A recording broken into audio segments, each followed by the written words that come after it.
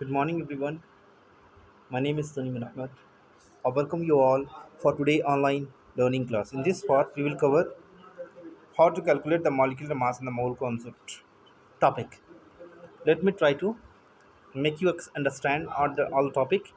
तो चलिए स्टार्ट करते हैं सबसे पहले इस टॉपिक को।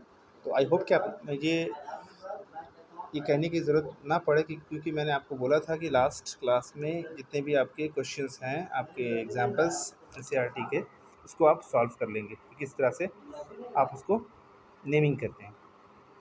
ठीक है, साथ साथ में उस कंपाउंड की फॉर्मेशन किस तरह से की जाती है। तो आप हम देखते हैं molecular mass and mole concept. Instruction 3.2.2 discuss the concept of atomic mass. तो हमने देखा था वहाँ पे, हमने पिछले चैप्टर में, पिछले टॉपिक में देखा था कि 3.2 में कवर किया था एटॉमिक मास के जो मास ऑफ एन एटम होती हैं। This concept can be extended to calculate the molecular mass, जो कि आपको ये बताती हैं कि अगर मैं एटॉमिक मास को फाइंड कर लूँ तो मॉलिक्यूलर मास निकालना मेरे लिए काफ़ी आसान हो जाता है। तो देखते हैं, चलिए यहाँ पे क्या बताया गया। The molecular mass of a substance is the sum of the atomic mass of all the atoms in the molecules of the substance. This is therefore the relative mass of the molecular expressed in the atomic mass unit. कहने का मतलब ये हुआ कि molecular mass को find करने के लिए अगर मुझे एटॉमिक मास का इन्फॉर्मेशन अगर गिवन है तो आराम से हम उसको मॉलिक्यूलर मास निकाल सकते हैं। तो देखें, फिर सबसे पहले क्या करना है आपको, ध्यान से देखेंगे। तो बोला गया कि अगर मान लीजिए कोई आइटम है, जैसे मैंने ऑक्सीजन के बारे में बात किया, ये एटम है। अब ये कंबाइंड फॉर्म में किस तरह से एग्जिस्ट करते हैं, O2। अगर मुझे इनका मास पता है, मतलब इनका मुझे पता है कि 16 होती है, ठीक है, तो ये मॉलिक्यूल है, मॉलिक्यूल का मास कितना है, जस्ट डबल हो जाएगा। उसी तरह अगर मैं एक ही मॉलिक्यूल में दो दो एटम हैं और जैसे वाटर है, तो वाटर में अगर मॉलिक्यूलर मास निकालना हो, तो वाटर का निकालने के लिए मुझे पहले हाइड्रोजन का पता होना चाहिए। तो हाइड्रोजन कितने हैं, 2 हैं, 2 हैं, साथ साथ में क्या है आपका ऑक्सीजन का 16 है। तो टोटल ऐड करेंगे तो आपका 18 आएगा यहाँ पे, ठीक है। और भी मॉलिक्यूल्स का एग्जांपल लेता हूँ, जैसे H2SO4 है, सल्फ्यूरिक एसिड है, तो इसमें सल्फर है, ऑक्सीजन है, हाइड्रोजन, 3 एटम है। तो 3 एटम्स आर प्रेजेंट राइट है। तो how to calculate molecular mass, individual mass का अगर मुझे एटॉमिक मास अगर पता है तो मैं आसान से इसको मॉलिक्यूलर मास निकाल सकता हूँ। देखिए यहाँ पे अगर मैं बात करूँ हाइड्रोजन की, तो हाइड्रोजन कितने, 2 हैं, हाइड्रोजन का मास कितना होता है, 1। प्लस सल्फर कितने हैं, number of sulphurs atom present in this molecule only 1 into 32 plus कितने हो जाएंगे, ऑक्सीजन 4 है और इनके 1 एटमिक मास, तो atom mass of 1 atom of oxygen is 16। तो अगेन मैं क्या कर रहा हूँ, इसको ऐड कर रहा हूँ, 2 plus 32 plus 64। If you will add this then you will get the answer 98। तो इस तरह से हम लोग मॉलिक्यूलर मास को फाइंड करते हैं। तो यहाँ पर एक एग्जांपल दिखाए गए हैं ताकि आपको इनको आप अच्छे से समझ सकते हैं। जिस तरह से यहाँ दिया गया, calculate the relative molecular mass of water and next calculate the molecular mass of HNO3। तो हमने देखा उसको यूनिट से किस तरह से यूनिफाइड मास से हम लोग कर सकते हैं, ठीक है, या एटॉमिक मास यूनिट से इसको यूनिफाइड मास भी कहते हैं, ठीक है।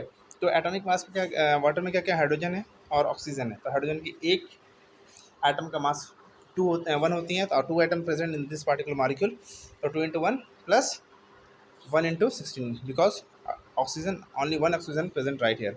तो उनके आटम एक आटम का मास का 16 प्लस 2 18। ये हो गया आपका ऑक्सीजन, मतलब वाटर का आपका ये मॉलिक्यूलर मास निकल गया। उसी तरह HNO3 का भी सेम एज इट इज, जिस तरह से कैलकुलेट किया उस तरह से इनका भी कैलकुलेशन करेंगे।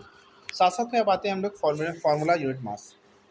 तो ये भी एक मॉलिक्यूलर मास की तरह ही कैलकुलेट किया जाता है, लेकिन ये क्रिस्टल के लिए किया जाता है। जैसे आयनिक कंपाउंड, आयनिक कंपाउंड कहते हैं उनको, जैसे सोडियम क्लोराइड है, तो उनका भी मॉलिक्यूलर मास उसी तरह निकाला जाता है, ठीक है, जिस तरह से नॉर्मल मॉलिक्यूलर मास निकाले जाते हैं। देखिए कैसे फाइंड की जाती है। Molecular the formula mass unit of a substance is the sum of the atomic mass of all the atom in the formula unit of a compound. मतलब एक यूनिट फार्मूला मास में जो भी आपके एटम्स प्रेजेंट हैं उनका जो मास होगा, that is called formula mass कहला रहा है। Formula unit mass is calculated with the in the same manner as we calculate the molecular mass. The only difference is that we use the word formula unit for those substances whose constituent particle are ions. मतलब यहाँ पे क्या हो रहे हैं कि मान लो एक कंपाउंड का फॉर्मेशन हुआ या फिर किसी मॉलिक्यूल्स का फॉर्मेशन हुआ, तो यहाँ पे जो जितने भी मॉलिक्यूल का फॉर्मेशन हो रहा है, तो आयंस की वजह से कंपाउंड का फॉर्मेशन हो रहा है। उनके जितने सारे नंबर ऑफ आयंस उसमें प्रेजेंट होंगे, उनका जो एटॉमिक मास होगा, एटॉमिक टोटल एटम के मास होंगे, उनका सम करेंगे तो दैट इज कॉल्ड कहलाएगा वो फार्मूला मास। जैसे सोडियम क्लोराइड एक तुम्हारा फार्मूला मास कहला है, तो इनके लिए क्या होगा, सोडियम को 23 होती है, वन एटम में प्रेजेंट है, 23 × 1 हो जाएंगी। साथ साथ तुम्हारा क्लोरीन की कितनी होती है, 35 होती है। 35 × 1 कर दूंगा तो क्या होगा मेरा टोटल 58.5 यूनिफाइड मास कहलाएगी वो, ठीक है। कैल्शियम क्लोराइड CaCl2, इनका भी वही चीज़ है, सिर्फ क्या किया गया, कैल्शियम का एक एटम का मास 40, क्लोरीन के 2 एटम का मास 35.5 इंटू 2, जब मल्टीप्लाई करेंगे तो 1 यूनिट कहलाएंगी, ठीक है। तो यहाँ पे आपको क्या करना है, calculate the molecular mass, calculate the formula mass. Simple जिस तरह से मॉलिक्यूलर मास हम लोग डिफाइन करते हैं, उसी तरह हम लोग फार्मूला मास को भी क्या करते हैं, कैलकुलेट करते हैं, ठीक है।